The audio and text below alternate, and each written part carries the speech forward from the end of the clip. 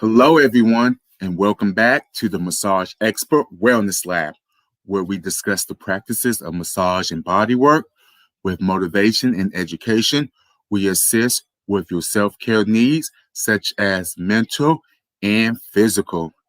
Today in the Wellness Lab, we are going to be interviewing and trainer from London. His name is Ryan, and we're going to be asking him some questions on recovery for the body. So if you guys are ready to get some information on this, grab your wellness notebook so that you can take notes. Always have some water so that you can keep your skin hydrated. And give a round of applause for Ryan. Hey, Alfonso, how you doing? Ryan? I'm doing great. Thank you for being on our channel today. I know the time difference is a little bit crazy with everything, but I'm glad that we are able to get this interview going. So tell me how you're feeling right now. What are those emotions that you're feeling right now? I think they've settled, to be perfectly honest. There was a lot of confusion and frustration and anger probably 8-10 months ago when all this started. Lots had to change very quickly and no one knew how it was going to happen. But I suppose over the course of last year and the beginning of this year now, we've worked out systems and processes that we've put in place which allowing us to do everything we would do normally. It's just not in person. Obviously, that's not gold standard, but it's the best that we can do, the best that we can offer and provide at the moment. So, yeah, pretty good, thanks, and much better than a few months ago. Same for me. But tell me a little bit about yourself. What should me and my viewers know about Ryan? So, I'll give you a very brief, I suppose, history lesson of my journey from where I started to where I started and how I got to here. So I was a sports nut through childhood. I was very quick but wasn't very strong, so I was always injured playing sports. My main sports were rugby and sprinting and long jump. I then discovered extreme sports in my teenage years, and that led me to kind of pursue snowboarding, surfing and wakeboarding for quite a long time. And then I went on to university and competed in the snowboard and surf team at university, and also in the rugby team as well. I did my undergrad in sports science and a master's in maintenance and enhancement of elite sports performance. And then after I graduated, I've had a series of different jobs. I did a supervised experience with the British Association of Sport and Exercise Science. So I got to work with GB Wheelchair Rugby, Munster Gaelic Football, British Golf and European Triathlon Union. I was a personal trainer for Virgin Active for a year, then went on to work as a key accounts technical representative for ASICS. I then decided that strength and conditioning was my main love and main desire. So I pursued UKSCA, so the United Kingdom Strength and Conditioning Association accreditation in 2009. And then I got my first proper job as head of sports science and medicine for WIN International High Performance Academy, a place called Bisham Abbey in the UK. And that's the home of Team GB. And I was working specifically with British tennis and GB badminton. So I worked there for 4 years, learned some great things, carried on playing semi-pro rugby, national level 1 and 2. And then founded my own company, which is how we got in touch. I founded Extreme Sports Performance in 2008. And Extreme Sports Performance is a sports performance consultancy. It's inline and in person. It's more online at the moment.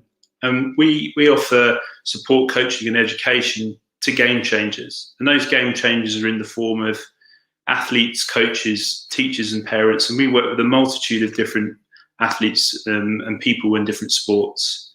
And then just to kind of wrap up my journey, because I don't want to take up too much of your time explaining this, I was the lead strength and conditioning coach for Surrey County Cricket Club, worked very closely with England Cricket as well for 4 years from 2012 to 2016. Then became a tutor and assessor for strength and conditioning education in the Youth Strength and Conditioning Association towards the end of that time period. And then I got an opportunity to work with British Cycling with some sprint BMXs for the year of 2017. And then I got one of my current roles, which is head of strength conditioning at St Paul's School in London. And then since that time, I also then did my National Strength and Conditioning Association accreditation as well. So I've been to a lot of places, I've done a lot of things, I've got a lot of qualifications, but right now my time is focused on building up my company and offering out services through extreme sports performance to help people as much as possible. And thank you for your service for helping athletes get trained, get faster, stronger in the gym. That is one of my goals because I graduated from East Carolina University with my health fitness specialist degree, and I always wanted to become a strength and conditioning coach. I have not taken my test to get certified yet, but that is something that I plan on doing in the next 2 years. So seeing you doing is definitely motivating me to want to get my certification. So with you being a strength and conditioning coach, how important is recovery for athletes for their body? Well, it's probably, I would say, one of the most important things that an athlete can do. Otherwise, they're not going to be able to ever improve. As we know, that training, any form of training, is going to make you weaker in some degree, and it's the recovery process that makes you stronger and makes you adapt and allows that super compensation period to occur in your body. So we look at recovery in 4 different phases. So for us, phase 1 is rehydrate, refuel, and replenish. So an example of those might be grab some water as soon as you finish training or exercising, have some form of carbohydrate or protein blend to refuel, and then replenish any energy additionally that you may need. Phase 2 is broken into hot and cold exposure, self or assisted massage, and stretching. So we've played around with lots of hot showers, cold showers, or hot baths, cold baths, or a mixture of both. And different athletes prefer different combinations. It depends on the culture of the sport. Self or assisted massage, well, we all know that assisted massage is the gold standard, but not everyone has that available to them depending on where they are, if they're at away games or they're traveling at pre-season tours or something. So we encourage lots of self massage with therapy tools, rollers, etc., and different types of stretching. And then the last 2 phases we look at, phase 3 is repair, rebuild, and protect. So this is largely based around nutrition again. So we promote the use of dark fruit juices mixed with water, high quality natural protein shakes, and a really good, healthy, well-rounded meal with a fistful of carbohydrates, a fistful of protein, and a fistful of vegetables. And then finally, phase 4 is the phase that we think is probably the one that doesn't get as much quality or attention as it should, and that's avoiding alcohol for athletes who are old enough to drink, having some form of pre-bed, high-protein, slow-absorbing fluids, for instance, like milk or seitan protein, and sleeping. Sleeping for us is key to recovery. It's probably the key thing that makes the biggest difference. And would you like me to just quickly go through the key things that we think are important in sleep, Alfonso? Yes, because I do know sleep is very important for recovery, but I know a lot of people don't have or have issues with sleeping. So we can help them with sleep and trying to figure out the main points of why sleeping is important. They would definitely start doing more research and try different more tools to help them sleep better. And because I like to use aromatherapy to sleep. But please tell me the benefits of sleeping, please. So, I mean, well, the benefits of sleeping really are preparing the body back to its resting levels and just ensuring that you're rested and reset physically and mentally to get on with daily things that happen in life, but also to be able to push your body to the level you need to push it to again in order to get that super compensation period which we want from training. So the things that we consider to be most important for sleep, this has taken probably a number of years to collate, and we've asked athletes for feedback and coaches for feedback or what they think are the top points, and they're as follows. So we actually try to encourage minimizing power naps in the afternoon because we found that sometimes can be counterproductive. So that's probably the most controversial point. The others are fairly self-explanatory and quite obvious. So not eating too much before bed, hydrating optimally, and then trying to use electrolytes as your main fluid, because if you don't, the gastric emptying rate isn't increased as much, and you end up using the toilet more, which is going to wake you up. Avoiding alcohol, which is another big one that can just have all sorts of interfering factors with your sleep. Having a relaxed, cool and quiet room is very important. A comfortable mattress and pillow. Probably one for your younger listeners, which is avoiding blue light exposure. So try not to use your phone at least an hour before you go to bed. Having some form of pre-bed routine, having a sleep mask and some earplugs, aiming for at least 8 hours if possible, which means you're probably going to need to be in bed for a minimum of 9 hours. So to allow yourself to get those 8 hours, having a regular sleep schedule, making sure you sleep adequately, and then waking up gently. Try not to wake up too aggressively, because this can cause issues. So there are our main points we would consider important. So with sleep and recovery, what are some self-care routines that you use to get yourself ready for sleep for recovery? Well, I think they've changed a lot during lockdown and compared to what they used to be. So I make sure I'll always do 15 minutes of yoga before I go to bed. And it's very light, soft yoga, predominantly focused around my major joints and my back. And so I've had lots of rugby injuries. I will make sure that I read a book rather than watch Netflix, because I felt that's kept me up. I'd always have some form of herbal tea, some non-caffeinated herbal tea. And my wife and I always do some form of self-guided meditation. So we use the Headspace app. And we find that those 4 things at the moment, having the window open as well, which is really important for fresh air, they really help us get a good night's sleep. But they've changed a lot from when I was an athlete to now. But I think everyone's different. It depends on your situation. It depends on your location. It depends on what's available. But those things work for me well. What is your favorite stretches to do for recovery? Is there more passive stretching, more active stretching, or is it more assisted stretching that's good for recovery? Yeah, so it's a great question. It depends again on your circumstances, so your location, your time, because time is less of a luxury. Well, it used to be less of a luxury. It's probably more of a luxury now. We're all stuck in one place. So I like to base mine solely around what I've done that day. So I'm doing a lot more sitting than I used to. So I focus a lot more on stretching my hips and my glutes, my spine and my back and my shoulders. So mine are largely yoga-based stretches. So I would probably say my favorite ones at the moment would be the downward dog stretch, cobra stretch, just everyone has different names for this, but just a kind of a laying stretch with a leg drop and with an opposite head twist.